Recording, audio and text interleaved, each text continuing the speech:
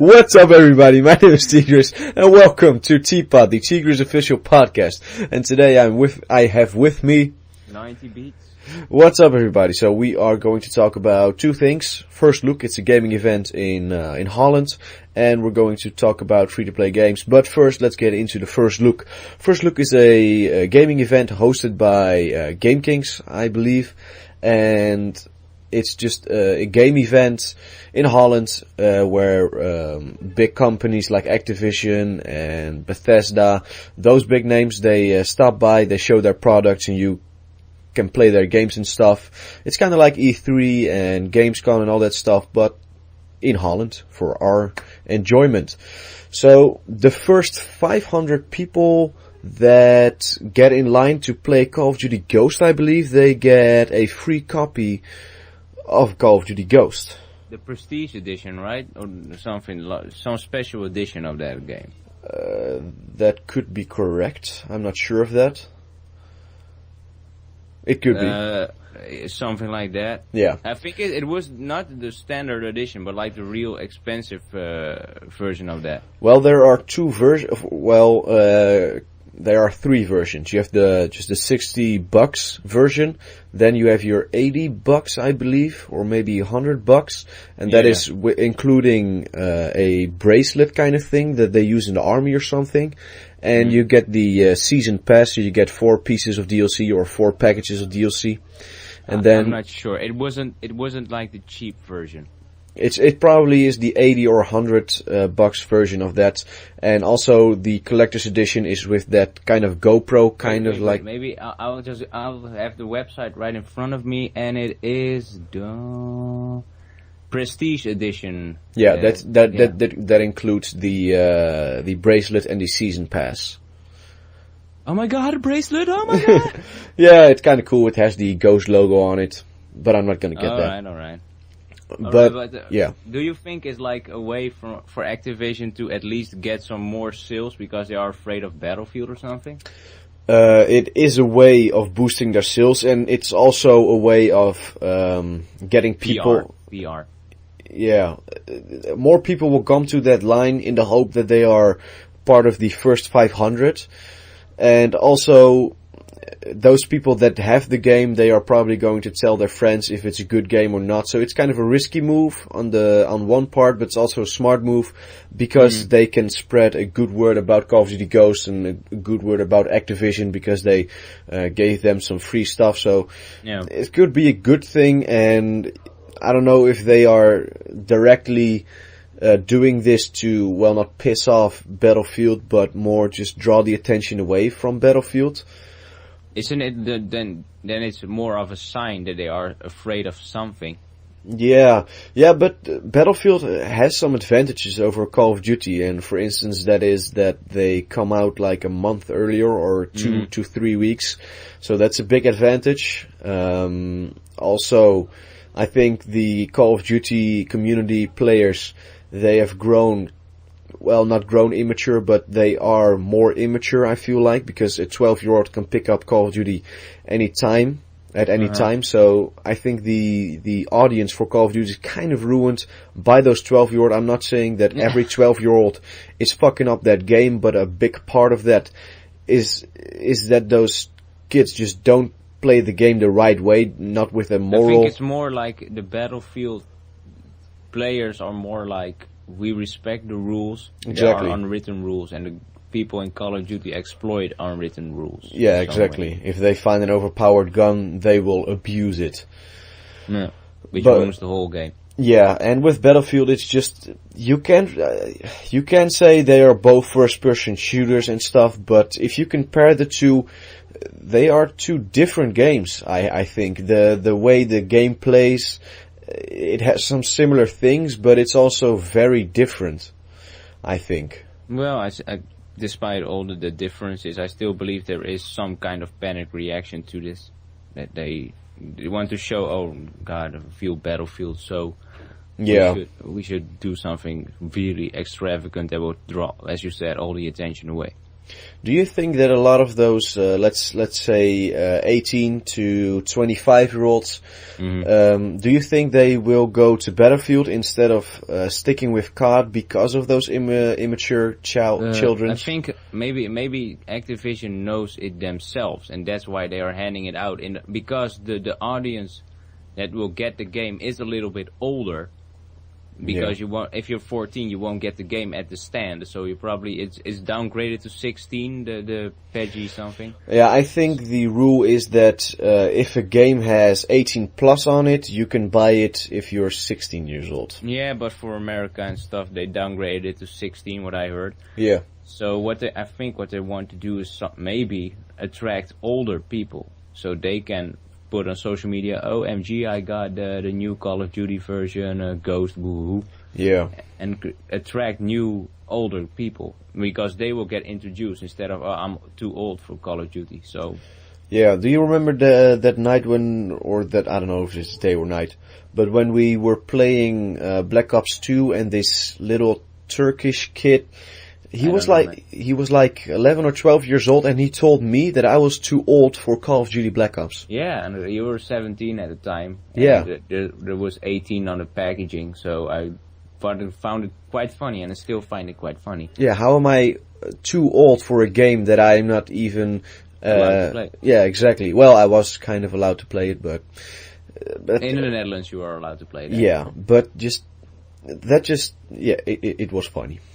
No, I'm despite it being funny, it's also kind of the situation Call of Duty is in, and I think people at Activision know that too. Yeah, and you've played Battlefield 3, right? Yep. Did you have any problems with connections or lag and that stuff? That was noticeable. There was some lag, but at some point you could decide which server you wanted to enter. So I didn't have any problems because I chose the best ones. Do you think that is a big advantage that they have? Because Call of Duty, absolutely. The main thing that ruins the game for me, and I think for a lot of the people, is that exactly. And if Battlefield offers a good connection, good servers, and just no lag compensation and all that bullshit, do you think that people will lean more towards Battlefield than Call of Duty? Not in particular. I think those who buy Call of Duty don't care for lag compensation and such as dedicated servers. Dedicated servers is still like more of a PC kind of terminology, so people will kind of let it slide, and only hardcore gamers know what dedicated servers are. I think they are going to implement dedicated servers on the Xbox One for Call of Duty Ghost. I'm not 100% sure of that, but because they had the subscription thing for Xbox Live, they got money for that, of course. And well, I'm not buying an Xbox One, so I couldn't care less. Well, you have a valid point. So, alright, to close this off, or do you have more? Well, I'm not saying that I did not box, but if they do, they still have like an advantage over the PlayStation guys. Yeah.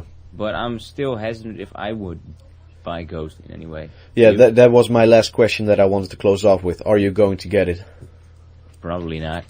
Yeah, I'm really hesitant. I am not sure because I've already pre-ordered Watch Dogs and Assassin's Creed 4. Need to pay off. You're broke, man. You're broke. Exactly. I need to pay off my PlayStation 4, and I don't know. I don't know if I want to go for Battlefield. Maybe try something different instead of COD. If you do that, I might get it myself. But the problem was with Battlefield, you didn't have Battlefield, so I was kind of stuck alone in there. Yeah, and that is less fun. The Call of Duty is more possible to play alone.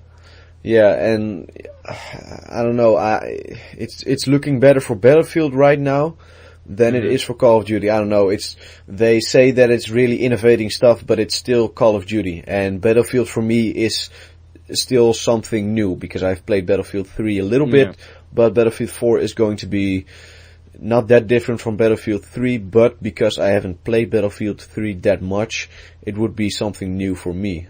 But with it, like, I still have something. Call of Duty made me so mad over the years. I was enthusiastic with the Modern Warfare, the first one. Yeah. It was like the shit, and after that I became frustrated. I think it was, as you said, it reached a broader audience. younger audience. Yeah. Which made the game terrible to play. Yeah, the thing, the Call of Duty that I enjoyed the most was probably the original Black Ops. Especially at the starting point. Then it was fun, but when I got good at the game, I started noticing the little things, and those started bothering me just more and more and more. And then with Call of Duty Modern Warfare 3 and Black Ops 2, it became worse. Yeah, it even became worse, and that it became just unplayable. It just fucked it up for me. So I think I'll just skip it. I don't know. I just don't care anymore that much for Call of Duty. No, exactly. Yeah, I'm done with that. I don't know if I'll get it. I'm still in the hesitant. Like if I one day get a new console, why should I buy it for the previous console? Yeah. That kind of stuff. So it's still kind of a vague area. I think Activision is still also hesitant which will sell better, probably on the older devices. Yeah, because not everybody is going to have a PlayStation 4 and Xbox One on day one. A lot of people will, but not everybody. Well, a lot as in a lot of people will buy it, but you don't know if those people who buy Call of Duty are also directly the target market of Activision. Yeah. Because like now, as we said, that the younger audience is getting Call of Duty, they won't get a new console probably from the start because they don't have the money for it, and parents buy it the moment the console gets cheaper. Yeah, exactly. But I don't want to talk too much about Call of Duty. I'm getting irritated already about the part about my games in the previous times. Yeah. So let's move on to the next topic. I wanted to talk about, I play a lot, some mobile sim games, like the Megapolis and My Country and stuff. Yeah. And what I found was really astonishing that I was playing, it was free to play, but there are buildings in there. You can buy one building. It's $100. I shit you not. $100? $99 for one fucking building. Jesus. It's insane. And what I thought was, is this where we want to go? Like, we play for free, but well, not all game elements are expensive. But if you want to buy virtual money, it costs a lot of money. Yeah. So maybe 30 game money dollars would be 15 real dollars, or one exclusive building of $30. I think that's going a little bit over the top with the pay to play. I think that I believe that there can be micro transactions to maintain all the service. Yeah. But I think it's bonkers to ask money. That's even more than a AAA title.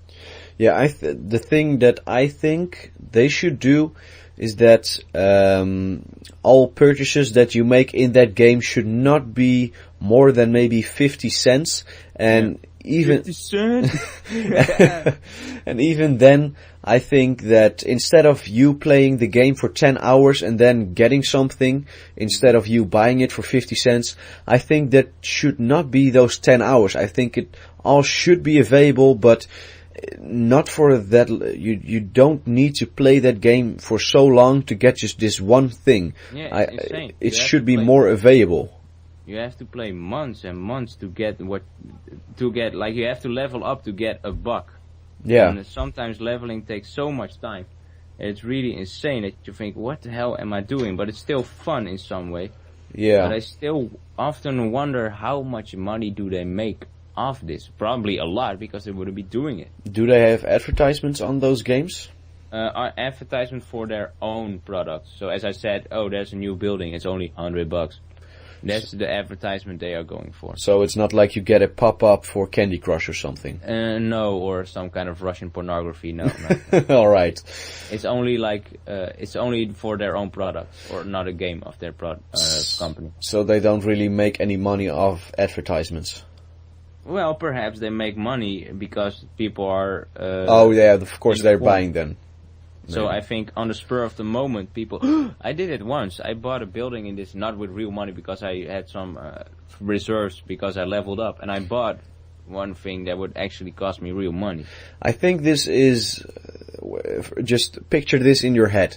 If a, let's say, 6-year-old discovers this free-to-play game, but it's pay-to-win or pay-to-play, whatever... Yeah.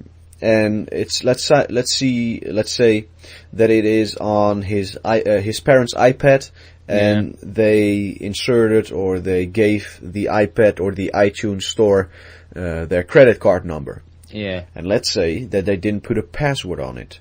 That kid can go into that app and just buy a shit ton of that stuff. You hear that the kids bought like for $10,000 on stuff or something. That's just insane. But well, I don't know how it is for the iPhone, but I know that in the Android version you can now give a warning for a set amount of money or something, and then it will be stopped. But I think it's also insane that you can automatically, the one time you put it in or indicated that you wanted to buy something, and that you can exploit that for the rest of your gaming career, to put it that way. Yeah. If you think about it, that's actually pretty strange, because every time I buy something with my card, I should give like a number, some safety number. So why is it possible that I can keep buying stuff without really a warning? I think that's kind of just exploiting the system, because people, if something is easier, people tend to do it a lot more. Yeah, but then it should be like discouraged or something. Yeah, but people are making lots of money on that stuff, so I think they are not going to change that because they make a lot of money off of that.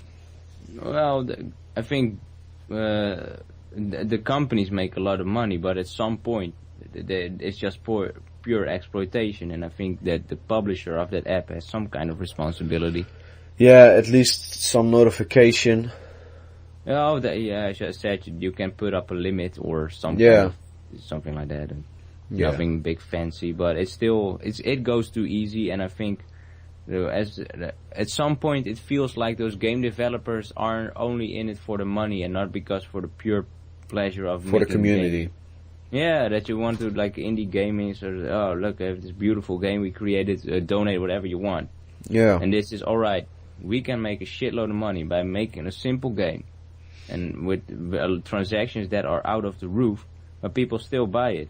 Yeah, I think I know that those are companies that want to make money, but they make it seem like they only want to make money and not make the customer enjoy their product. It's just making money. Yeah. That's the vibe that they're giving us, and I think that could be bad for their sales if everybody is just like, well, you only want our money, so fuck you then. I think it's perhaps a matter of time until they realize that at some point, I think those companies are still in the phase of let's see how far we can push the microtransactions. Yeah, exactly. And let's see how many people are willing to spend next to the gameplay. Yeah, you saw that in Black Ops 2. You had the season pass that included the 4 map packs, and then on top of that, they started doing those microtransactions.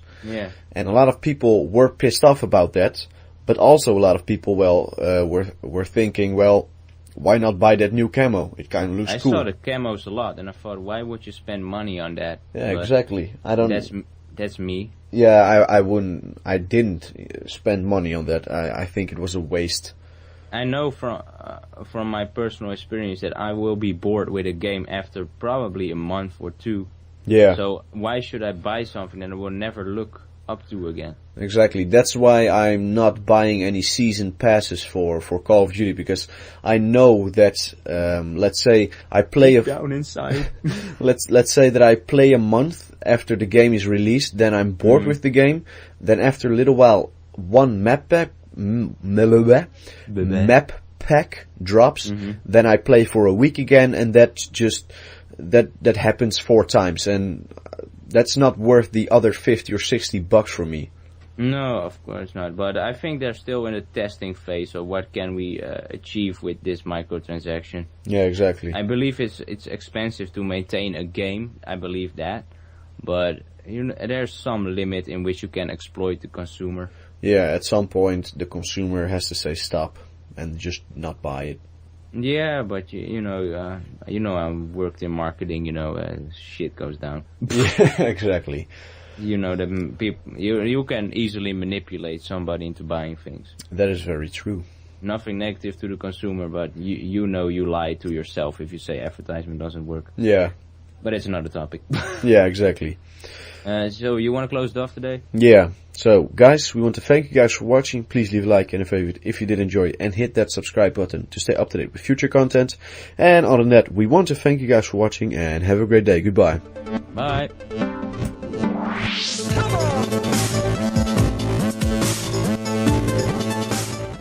What's up, everybody? My name is T-Grizz, and welcome back to T-GrizzOfficial podcast. And this week, I'm joined by